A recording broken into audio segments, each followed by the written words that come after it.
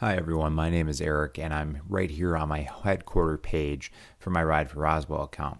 What we're going to talk today about is our email and how we can make the most of it. To get to the email tab, you can just click right here and that'll open it up.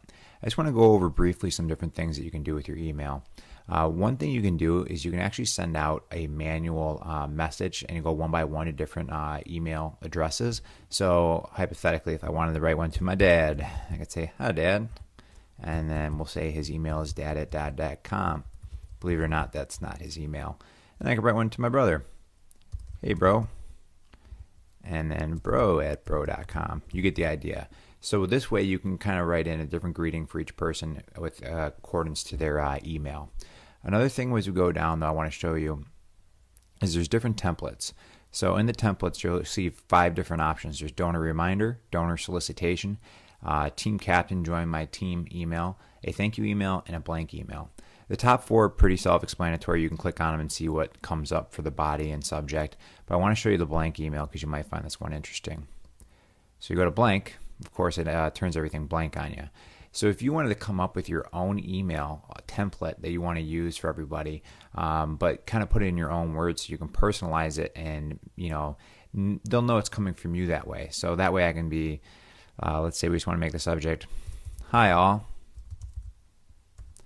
and then body, "Hey, this is Eric. I wanted to thank you," and then etc., etc. And you can make it say whatever you want, but by having a template that you personalize, people will understand it's coming directly from you. So what I'm going to do is I'm going to click Save As, and this is going to pop up. I'm going to call this one "Hi All," and then I'm going to submit. And it says here you can submit up to 6 different templates. So now, when we click here, you'll see that "Hi All" is not one of them. So this is going to be good if you want to reach out to different groups. You can make one for family members or friends, or you can make one that's just generic for everybody. But highly recommended because then you can personalize it that way. What we're going to do next is we're going to click the preview email button here. So before you send an email out, you can see exactly what it looks like. All right, "Hey, this is Eric. I wanted to thank you," etc., etc., and then the greeting. So the greeting is written like this because that's going to be different depending on who you sent it to, because you saw the one said "Hi Dad," the other one said "Hey Bro," so that's why that's in like that. So that's a good thing to check out, though, just to make sure that this looks correct and looks right to you.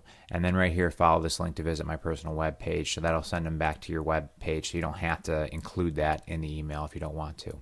It automatically will be there in the end. So I'm actually going to send this email. I changed the email address just to my own email here just so I can test it out and to show you. So I'm going to click Send Email right here. And this pops up at the top. It just says, "Don't forget to visit the email center and send invitations." I'm going to close that right now. So it says your email has been sent. Thank you for your email message has been sent, and it shows the different people that you've sent your email to. And now I'm going to click on Back to my headquarters email. Or actually, I'm going to go to Send More Email. So in the last example, I showed you how you can manually put in a greeting and then manually type in recipient email addresses.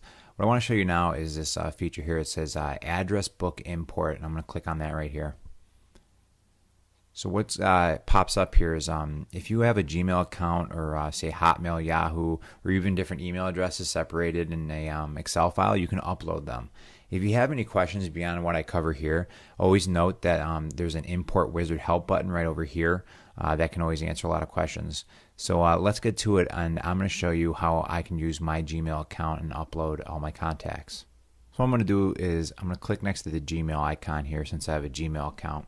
I'm going to write in my entire address, not just, so I'm going to make sure I put in the gmail.com as well with my password. And I'm going to click Sign In.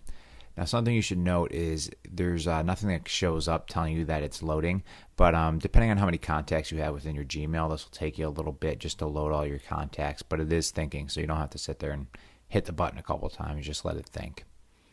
And there we are. So all my contacts that I've ever had in my Gmail are now on here. So you can go through this and click out different contacts that you'd want to send an email to. Simply all you do is pick them out, give them a little check, and then simply add, and then it'll take you to the next steps, which I actually just kind of showed you, which are very similar to the last steps. And that's all you have to do if you want to import that. And again, if you have any questions, there's always the import wizard help too that you can reference.